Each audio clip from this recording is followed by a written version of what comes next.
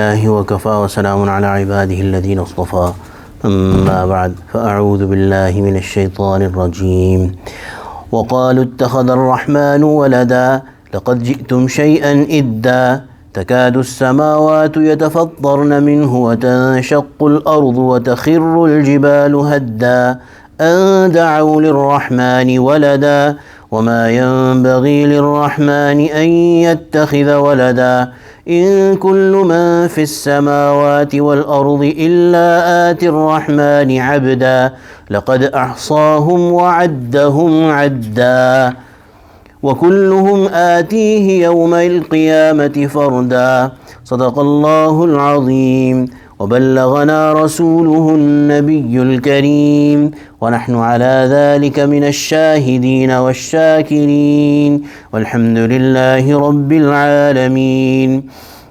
Surah Maryam, the last few ayat. وَقَالُوا اتَّخَذَ الرَّحْمَنُ وَلَدًا. These kuffar, mushrikeen, they say that Rahman, Allah subhanahu wa ta'ala, the all merciful, has created a son, has got a son. And this includes the Christians, the Jewish people and the pagans of Makkah, the Arabi pagans, because the Christians, it is very well known that they used to say that Hazrat Sayyidina Isa ala Nabina Salatu Wassalam, which they call Jesus, he is, Na'udhu Billah, is son of God. Hasha huwa kallah.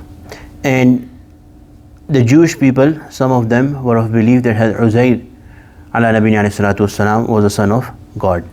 And the pagans of Makkah, they called the angels the daughters of God, Na'udhu Billah. So Allah subhanahu wa ta'ala is including all of them and giving one answer, and one very logical answer that holds true even today.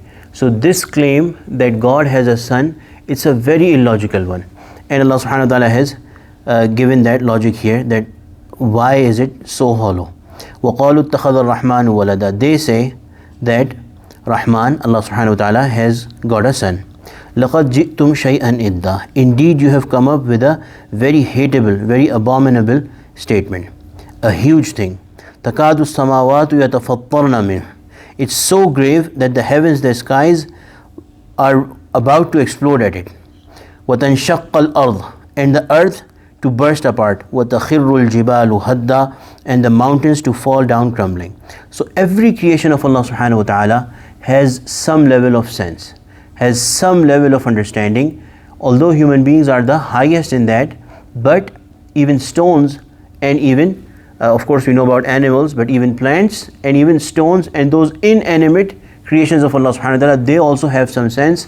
And the Prophet sallallahu alaihi wasallam has told us that this, every single creation of Allah subhanahu wa ta'ala is really afraid of doing any sort of association with Allah subhanahu wa ta'ala, any partnership with Allah subhanahu wa ta'ala, creating any partners with Allah subhanahu wa ta'ala, doing any shirk.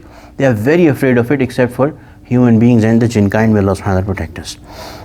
So this is such a grave, such a huge claim that these humongous creations of Allah subhanahu wa ta'ala, they are about to fall apart because of this.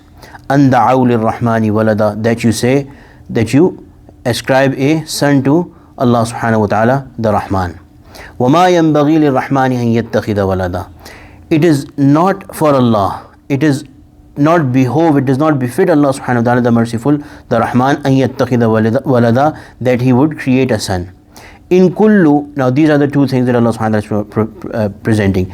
In kullu man fis samawati wal ardi illa atir rahmani abda. There is none in the heavens and the earth but bound to come to the Rahman as a slave. So all the creations of Allah subhanahu wa ta'ala, all the creations, they are slaves to Allah subhanahu wa ta'ala. Now if we say that if somebody says that there is another God apart from Allah subhanahu wa ta'ala, another God apart from Allah subhanahu wa ta'ala, then the question comes that God is the one upon whom everyone is dependent. So if everyone is dependent on one God and then there is another God, is that God also dependent on the first God? And if that's the case, then that cannot be God, because he or she or it or whoever, it is dependent on the first God itself. And what kind of a God is it? That it is dependent. If it is independent, hypothetically speaking, if it is independent, na'udhu billah, hasha wa kallah, of Allah subhanahu wa ta'ala, then what is their domain? If they deserve to be worshipped and they are independent, then what is their domain? Where are they and what is their domain? So if a creation goes into their domain, then that other God becomes their God. So then there is separation of domains which does not exist, because everything is dependent on Allah subhanahu wa ta'ala. These creations of Allah subhanahu wa ta'ala that they claim to be gods or associate gods, they are themselves, they could see that they also become hungry. They also need to sleep. They walk like other human beings in markets. All of these things prove that they are not independent. They are not independent of Allah subhanahu wa ta'ala. They are very much dependent on Allah subhanahu wa ta'ala. And they are all ibad to Allah subhanahu wa ta'ala. لَقَدْ أَحْصَاهُمْ وَعَدَّهُمْ عَدًّا. Allah has fully encompassed them and precisely calculated their numbers. The meaning here is that Allah has perfect authority, perfect power, absolute power, and perfect knowledge about all of its creations. So nothing is outside of the creation of Allah subhanahu wa ta'ala. These associate gods, do you claim that they have a bigger authority, or are they outside of the authority of God? They did not claim that, and nobody can claim that, because we can see that whatever, if anybody wants to say that this is also a God, then it is finite. It began someday, it was not there, and it is going to die or be destroyed, and it has an end. So how could it be God? How could it be God? How does it have perfect authority and perfect knowledge? Its authority, even if it does have some authority, it began somewhere and it's going to end somewhere. And then that authority is not limitless. The authority of Allah subhanahu wa ta'ala is limitless. So there can only be one God.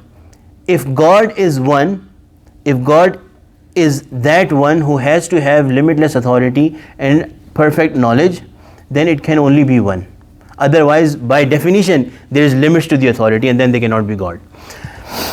لَقَدْ أَحْصَاهُمْ وَعَدَّهُمْ عَدًّا. Allah subhanahu wa ta'ala is the one who has surrounded everyone with His perfect authority, with His perfect knowledge.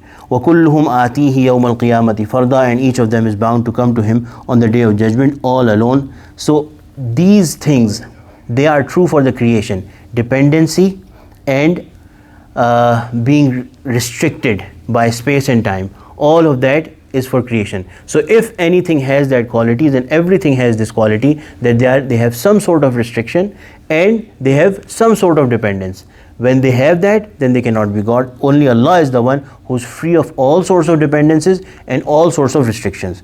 May Allah subhanahu wa ta'ala grant us an understanding. So in these ayat, Allah subhanahu wa ta'ala has very clearly and very logically presented that this concept of having multiple gods, or Allah subhanahu wa ta'ala having any son, this is simply not, this just does not simply hold. May Allah subhanahu wa ta'ala grant perfect understanding of the Quran and the deen of Allah subhanahu wa ta'ala. ربنا تقبل منا إنك أنت السميع العليم وتب علينا إنك أنت التواب الرحيم. اللهم اجعلنا من أهل القرآن الذين هم خاصتك أهلك وخاصتك. وصلى الله تعالى على خير خلق سيدنا ونبينا محمد وعلى آله وصحبه أجمعين. آمين برحمتك يا أرحم الراحمين.